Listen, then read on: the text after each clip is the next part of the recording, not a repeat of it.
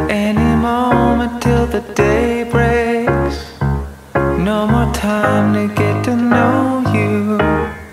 I've been working on a jailbreak. Keep it calm with the fast pace. Any moment till the day breaks. No more time to get to know you. Now I'm living in a dream.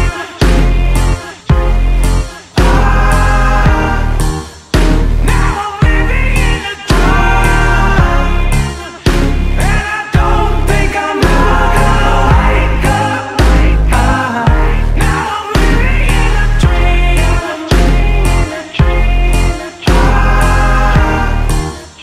Now I'm living in a dream. And I don't think I'm gonna wake up. See, I've been working on a jailbreak. Got no time for a new fate. Any moment they'll replace me. Should have tried to get to know you. I've been working on my timing. Insecurity beside me. But your taste is so inviting. Should have tried to get to know you. Now I'm living in a dream.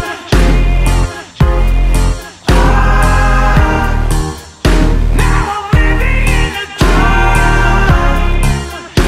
And I don't think I'm gonna wake up. Now I'm living in a dream.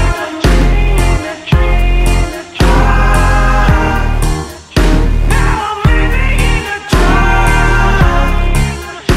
And I don't think I'm gonna wake up.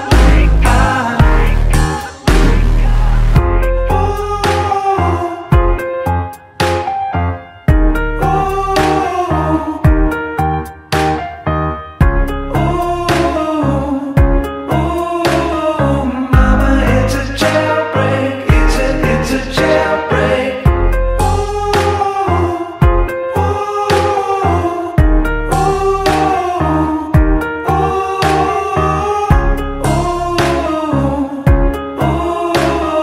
Mama, it's a jailbreak. It's a jailbreak.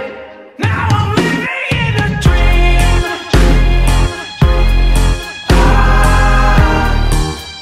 Now I'm living in a dream. And I don't think I'm gonna wake up.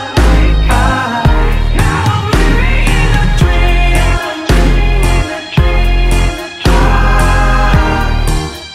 Now I'm living in a dream. And I don't think I'm gonna wake up.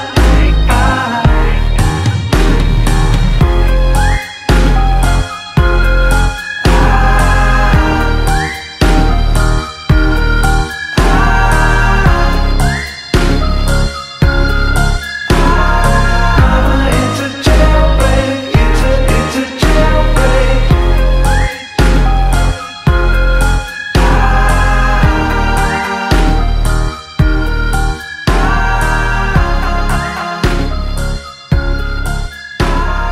Mama, it's a jailbreak. It's a jailbreak.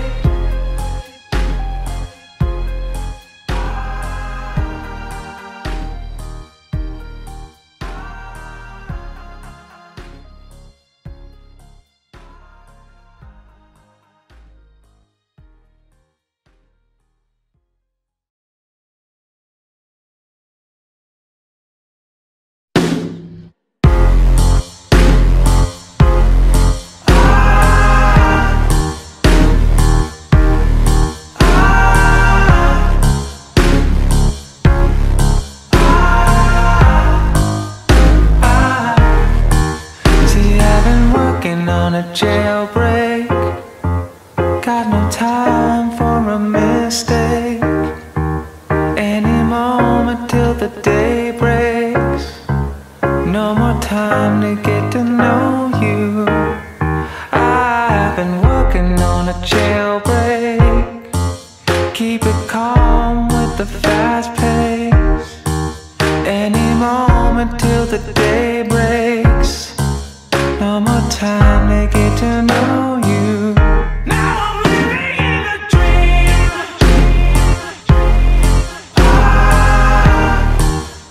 Now I'm living in a dream. And I don't think I'm ever gonna wake up. Now I'm living in a dream.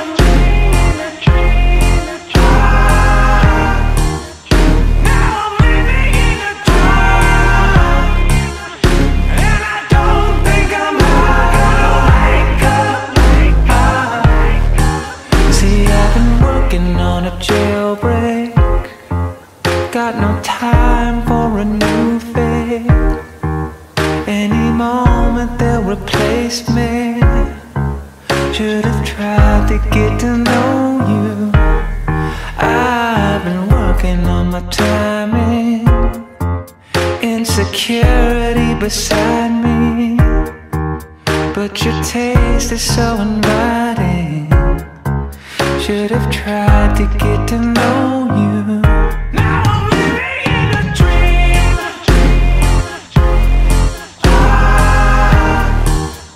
Now I'm living in a dream. And I don't think I'm ever gonna wake up.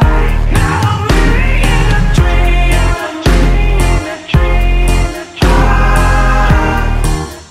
Now I'm living in a dream. And I don't think I'm ever gonna wake up.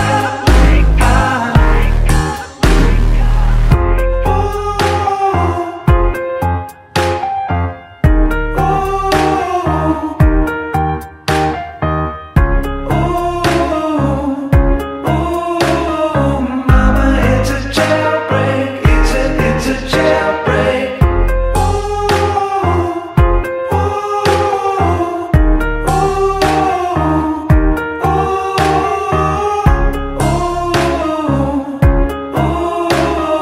Mama, it's a jailbreak. It's a jailbreak. Now I'm living in a dream.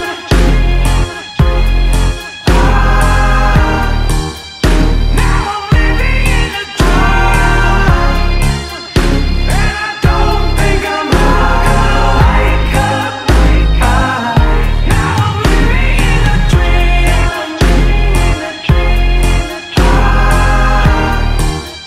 Now I'm living in a dream. And I don't think I'm ever gonna wake up.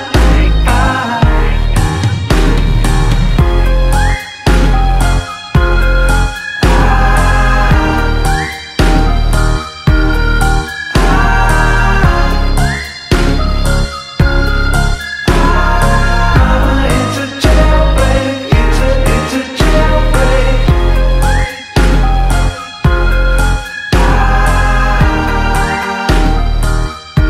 a jailbreak. It's a jailbreak.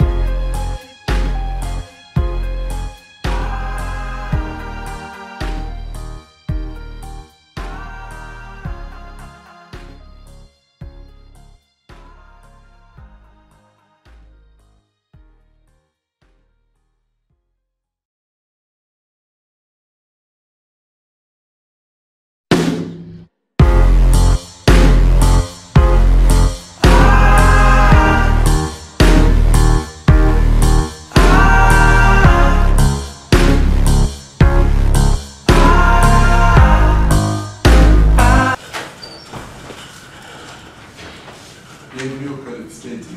S'il vous plaît, veuillez éteindre le son de vos appareils électroniques. Désirez-vous que j'effectue la lecture des consignes en anglais ou en français? Chaque équipe dispose de 20 minutes afin de présenter son cas au juge. J'afficherai un carton pour le 10, le 5 et le 2, le 9 minutes et le 30 dernières secondes de la présentation. Dans les 10 dernières secondes du discours, j'indiquerai à l'aide de mes deux mains le nombre de secondes restantes. Une équipe ayant terminé sa présentation après 20 minutes se verra arrêter afin de passer à la période de questions. Une période de questions d'une durée maximale de 5 minutes viennent au jury à la fin de la présentation. Je tiens à rappeler au jury qu'il est obligatoire de poser au moins une question lors de cette période. J'inviterai maintenant le juge à se présenter et vous pourrez ensuite débuter. Bonjour, Pierre-Luc Lafontaine, je suis comptable chez Gestion Privée Aubin de la Suisse. Bonjour, Benjamin Lompré, je suis fiscaliste chez la BNL. Bonjour, Marc-Antoine Rive, je suis CFA, je suis directeur régional de l'investigation. Bonjour, Jean Paquin, comptable agréé, gestion privée groupe Investos. Chère Madame Grégoire, ça fait un grand plaisir que nous sommes ici aujourd'hui pour répondre à vos questionnements et vos inquiétudes fiscales. Donc, pour débuter la présentation, je vais commencer par présenter mes collègues, Mme Michèle Bisson, Plainy Sabourin et moi-même, Dominique Fleurin. Donc, tout au long de la présentation, on va s'assurer de vous présenter premièrement l'acquisition de l'entreprise que vous voulez acquérir. Par la suite, on va y aller avec les points fiscaux que vous avez mentionnés pour l'entreprise pour poursuivre avec la situation personnelle de vous-même, en fait, Jessie Grégoire, pour terminer avec une conclusion. Donc, vous nous avez dit que vous souhaitiez acquérir l'entreprise. Pour ce faire, vous avez deux options qu'on a analysées. Donc, soit l'achat direct ou le gel successoral. Donc, au niveau de l'achat direct, vous avez aussi encore là deux options. Soit faire l'achat via un emprunt personnel ou via un emprunt via une société de gestion. Donc, l'avantage d'un emprunt, les conséquences d'un emprunt personnel, c'est que ça augmente le risque financier personnel et aussi c'est un coût très élevé qui est à supporter, d'autant plus que la valeur des actions était de 12 millions. Pour un emprunt via une société de gestion, ça permet de rester le risque financier au niveau d'une société et aussi c'est un investissement qu'on fait avant l'impôt personnel. Donc, on a juste un palier d'impôt qu'on a payé, donc c'est moins coûteux. Donc, nous, ce qu'on vous conseille, c'est d'y aller via une société de gestion pour l'achat direct. Donc, le fonctionnement, c'est de créer une société de gestion qui, elle, à son tour, va emprunter auprès de la société de votre mère ou de la banque. Vous allez souscrire aux actions de la société de gestion pour une valeur nominale, donc ça demande moins d'argent à la base. Et la société de gestion va acquérir les actions. Par la suite, il y aura la possibilité de fusionner la société de gestion que vous avez créée et la société que vous avez acquérie. Comme ça, vous pouvez déduire les intérêts qui sont payés sur l'emprunt.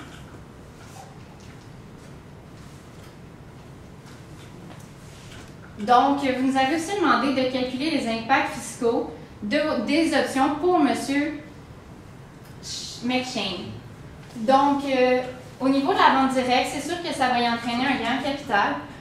Et aussi, il y aura sûrement l'application de l'IMR, puisque le montant du gain est très important. Il y aura aussi la possibilité d'utiliser la DGC, dépendamment des conditions, si elles sont restées. Donc, pour utiliser la DGC, il faut que les actions soient des actions d'une société privée sous contrôle canadien. Il faut que 90% de la juste-valeur des actifs soit utilisée activement au moment de la disposition.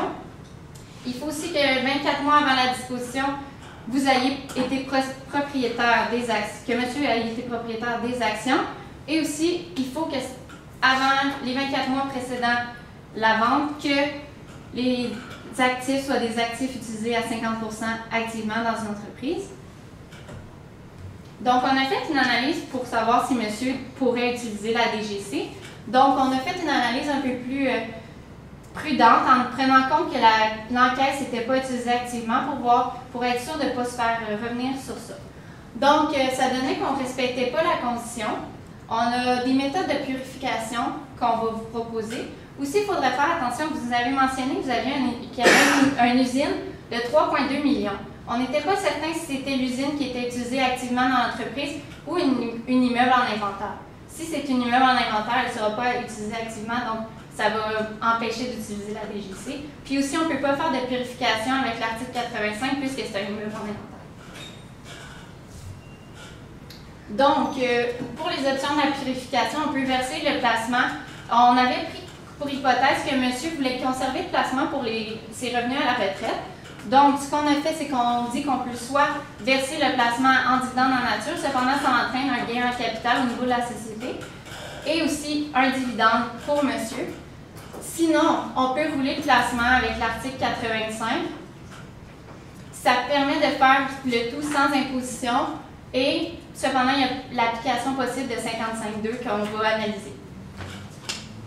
Donc, nous recommandons, pour purifier, si monsieur désire conserver un placement, le rouler à une société de gestion qu'il aura créée lui-même. Donc, le fonctionnement, monsieur crée une société de gestion, souscrit à des actions. Ensuite, le placement est transféré à la nouvelle société de gestion en échange d'actions privilégiées. C'est important que les actions privilégiées soient rachetables. Aussi, il faut que le montant pour le transfert soit le PBR afin qu'il n'y ait pas d'imposition sur la transaction. Donc, la somme convenue sera le PBR. Ensuite, maintenant que le placement est dans la société de gestion, monsieur transfère ses actions de l'autre société à la société de gestion en échange d'une contrepartie en actions. Ensuite, on rachète les actions de chaque côté. Ça crée un dividende intersociété. Le dividende intersociété est non imposable. Cependant, aussi, ça annule les billets qui ont été émis en échange du rachat d'actions. Cependant, on voit que 55.2 s'applique puisqu'il y a eu un dividende intersociété non imposable. Aussi, un tiers non lié, donc Jessie vient rentrer dans l'entreprise, donc il y a un tiers non lié qui augmente sa participation. L'application de 55.2 a pour impact que les dividendes intersociétés se transforment en gain en capital, ce qui fait que l'entreprise doit s'imposer sur le gain en capital lors du roulement. Donc, on a vu que vous aviez des résultats, il y avait des résultats non distribués importants. S'ils sont égaux aux BNR fiscaux, on pourra considérer que c'est du revenu protégé en main et le dividende pourra être désigné comme un vrai dividende au lieu d'une imposition sur le gain en capital. Donc, maintenant qu'on a fait toute l'analyse, on voit que monsieur a soit purifié ou non. Et on voit que ça entraîne quand même un important gain en capital. On a vu qu'on a utilisé la DGC d'un côté et de l'autre. Donc, aussi, on a vérifié voir s'il y avait l'application de 84.1, mais puisque la société de gestion de Jessie, qui va acquérir les actions, n'est pas liée à monsieur, il n'y aura pas d'application de 84.1, donc il n'y aura pas de dividende réputé pour monsieur à la vente. Donc, comme ma collègue vous a également mentionné au début, il serait possible de faire un geste successoral au lieu de la vente directe. Donc, en d'autres mots, le geste successoral, les étapes seraient de transférer les actions ordinaires de l'entreprise contre des actions privilégiées qui garderaient la même valeur. Par la suite, nous proposons d'émettre 10 à M. McShane pour qu'il garde le 10 comme voulu et 90 des actions à une valeur nominale pour vous-même. De cette façon, vous n'aurez pas besoin d'acheter la plus-value ancienne de l'entreprise et puis ça sera un moins grand fardeau pour vous. Donc ça sera un avantage pour vous. Également, pour M. McShane, un avantage pour lui, c'est qu'il va pouvoir, retarder l'impôt graduellement d'année en année, en faisant un rachat de ses actions privilégiées. Malheureusement, un des avantages, il risque d'avoir une application de règles d'attribution de 74.4, puisqu'il s'agit d'un M. McShane sera un actionnaire déterminé, puisqu'il aura 10 des actions de l'entreprise. Et puis, comme il a été mentionné, M. McShane aimerait investir à la bourse. Donc, il ne pourra pas le faire avec le plein montant en ce moment. Donc, au niveau de la recommandation finale pour l'option d'achat, comment financer l'achat, on suggère, comme j'ai dit précédemment, l'achat via une société de gestion. On suggère l'achat direct aussi parce que ça permet à vous, Jessie, de profiter du plein montant de PBR. Et aussi, on pourrait proposer à monsieur de faire un paiement étalé sur plusieurs années. Donc, lui, ça lui permettrait d'avoir une provision pour gain en capital sur un maximum de 5 ans. Et nous, ça nous permettrait de ne pas débourser le plein montant de l'emprunt tout de suite. Donc, au niveau du financement, c'était mentionné que votre mère était prête à vous financer via sa société. Donc, on a aussi regardé que vous pourriez peut-être aller voir auprès d'une banque pour comparer les options. voir les possibilités de taux d'intérêt. Aussi, comme c'est votre mère qui va la société de votre mère qui va vous prêter l'argent, c'est une société liée. Donc, ça va être important de faire la transaction à la juste valeur.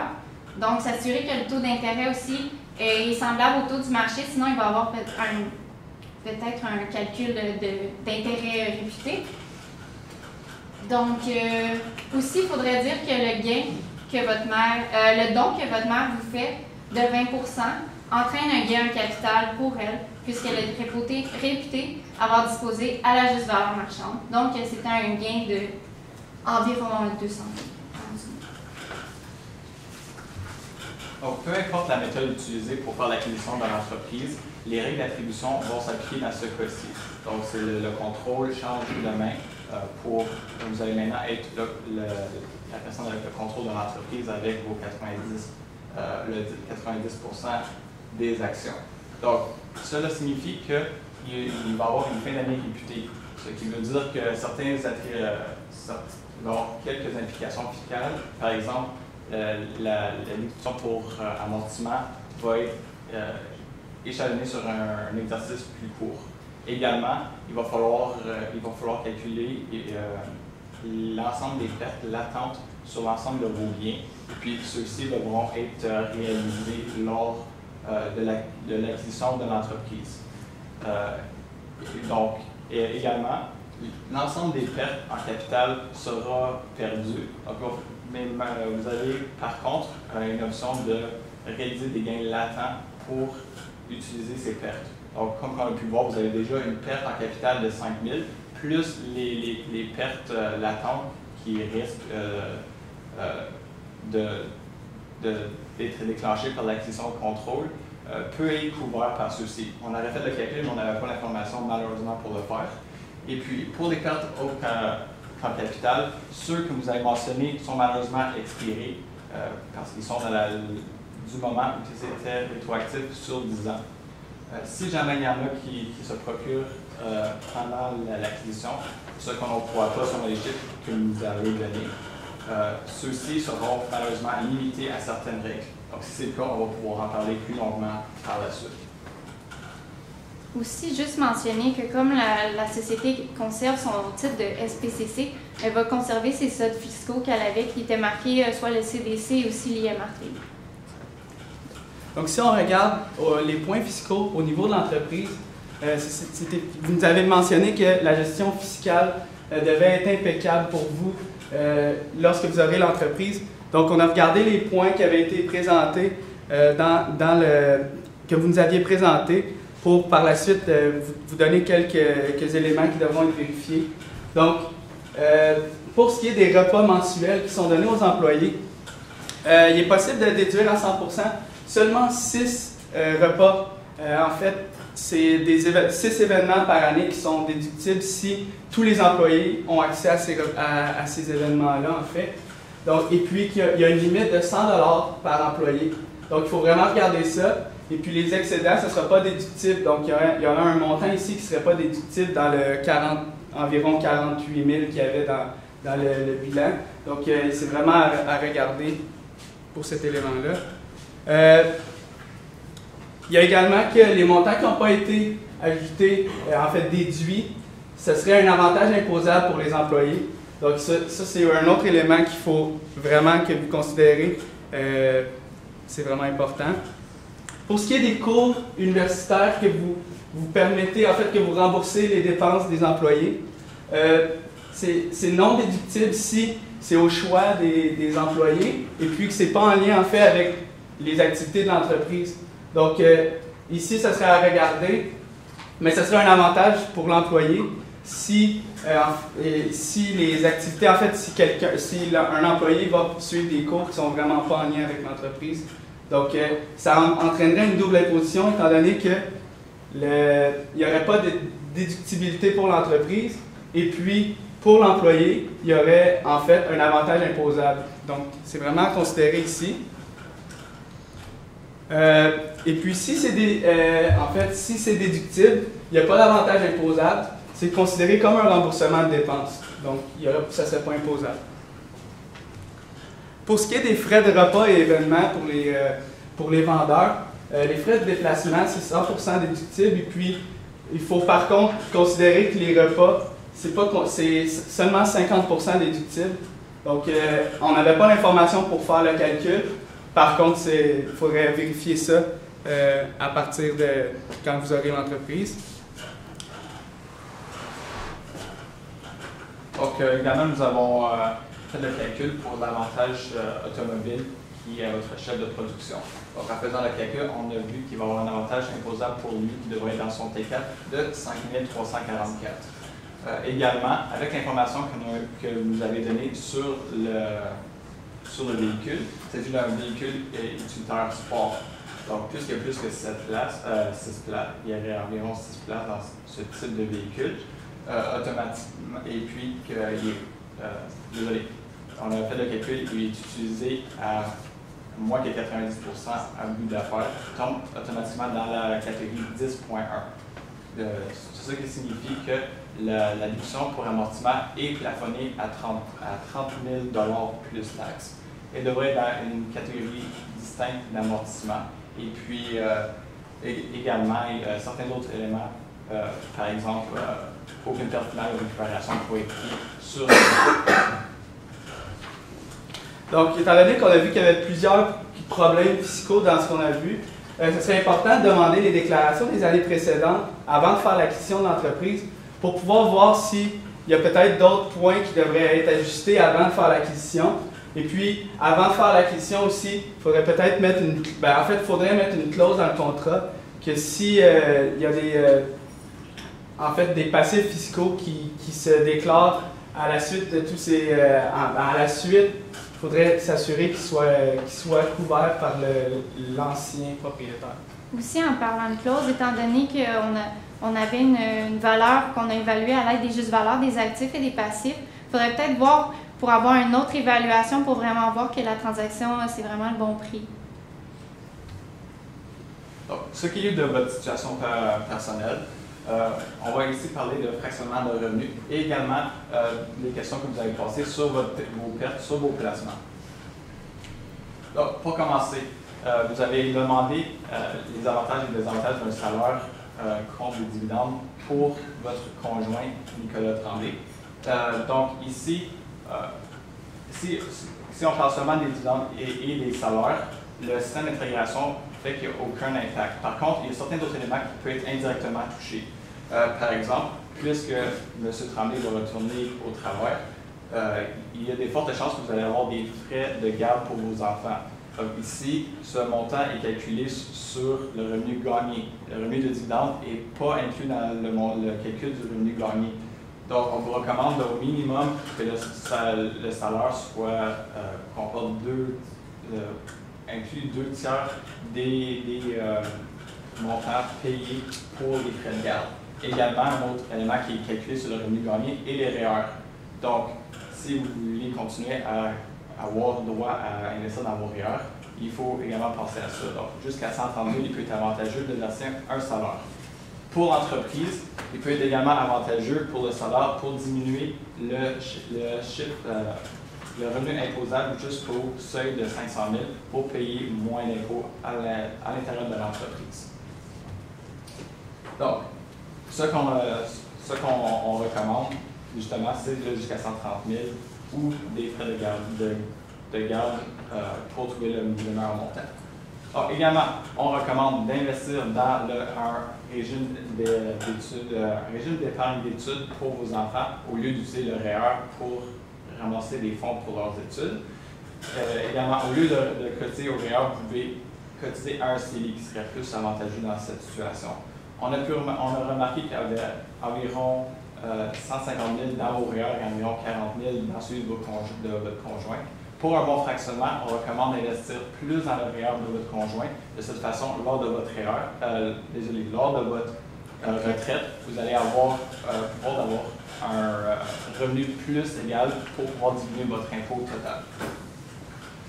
Également, vous pouvez songer à inclure avec un salaire raisonnable votre fils Hugues. Un autre élément qui pourrait à penser pour plus tard serait de créer une fiducie, soit à l'aide d'un gel ou juste d'émettre de nouvelles actions pour inclure vos enfants. Ceux-ci vont bientôt aller aux études. De cette façon, il serait possible de sortir 30 000 $ pour chacun d'eux pour leurs études. C'est sûr, on pourrait contacter un professionnel pour ça et pour s'assurer que ça soit fait dans les règles d'or. Pour le remplacement, ces éléments vont diminuer votre possibilité de déduction par capital dans le futur. Donc, je passe pas seulement la parole à Dominique. Donc, ce qu'on vous recommande pour la PNCP, en fait, ce serait de déclarer un bilan.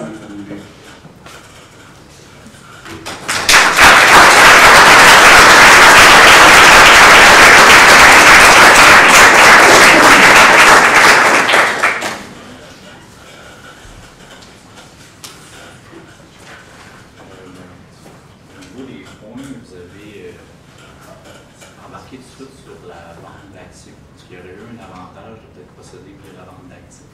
Oui. Est-ce qu'il y a eu un avantage? Il aurait pu avoir un avantage d'avoir les actifs. Mais selon les informations mentionnées, M. McShane voulait garder 10% des actions. Dans cette situation-là, si on ajoute tous les actifs, on aurait pu émettre des actions de notre entreprise à celui-ci, mais selon les informations données, on a cru que ce serait plus préférable que les demandes du client étaient vraiment de vendre, d'acheter les actions. Puis on avait aussi pas l'information complète pour pouvoir faire la vente d'actifs. Et aussi, on a considéré qu'il achetait aussi la réputation de l'entreprise. Donc, c'était vraiment une achat d'actions sur nous. Okay.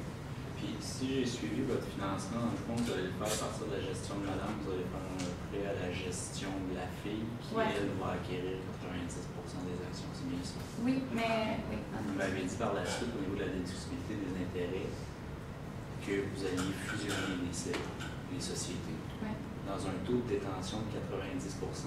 Est-ce qu'on peut les fusionner? C'est ma question. Faudrait que j'aille faire plus de recherches et je vous reviendrai avec la réponse.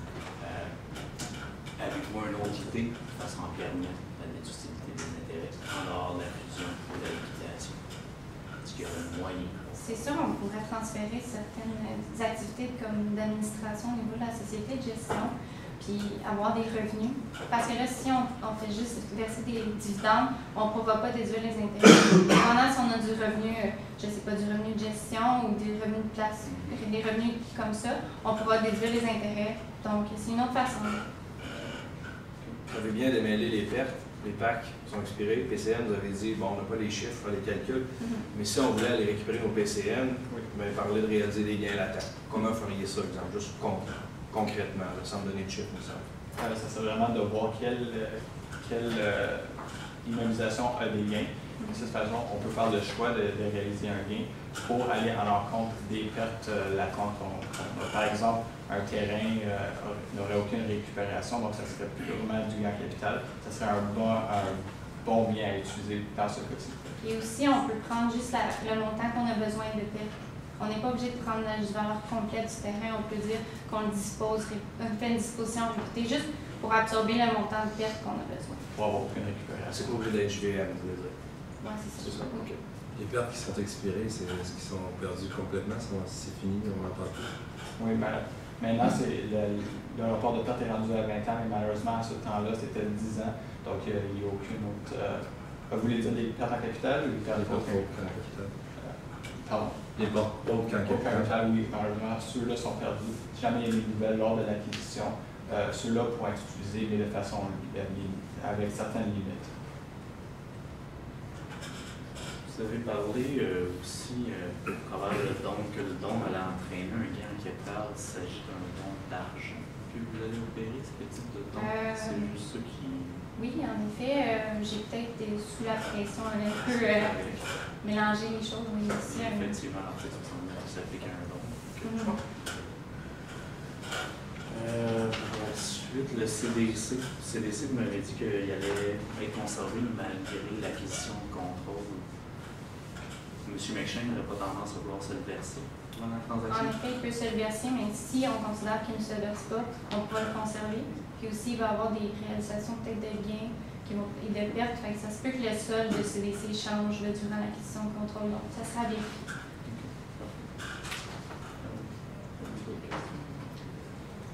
Si j'ai encore du temps, je peux peut-être, c'est vraiment plus une passe à la palette. Là. Si je fais une NewCo et je branche tout de suite ma compagnie de gestion pour faire la transaction, au cas où on décide de faire la fusion, est-ce que ça peut poser un problème ou c'est un avantage finalement d'aboutir avec cette gestion-là? Peut-être c'est pas clair. Non. Oui, OK. Vous parlez de faire une compagnie qui va éventuellement être en fusion, c'est une gestion au début. Si je fais ma fusion, j'ai plus de gestion. Mais vous avez une bonne idée avec la fiducie de la gestion. Est-ce que je la branche dès le départ, ma compagnie de gestion, ou j'attends après que je fais Si vous le faites dès maintenant, la fiducie, il va y avoir une part de plus-value qui va pouvoir déjà être transférée à vos enfants plus tard. Donc, ça serait avantageux de le faire. Donc, si jamais c'est quelque chose de la création, on peut en reparler là-dessus. Je donne 30 000 à l'enfant me le redonne avec les familiales, familiales. il va pouvoir avoir 30 000 environ, et il va pouvoir vous le remettre. En totalité. Règles d'attribution, ça s'appliqueront pas à ce moment-là? Après 18 ans, ils ne s'appliqueront pas dans cette situation. OK. Merci.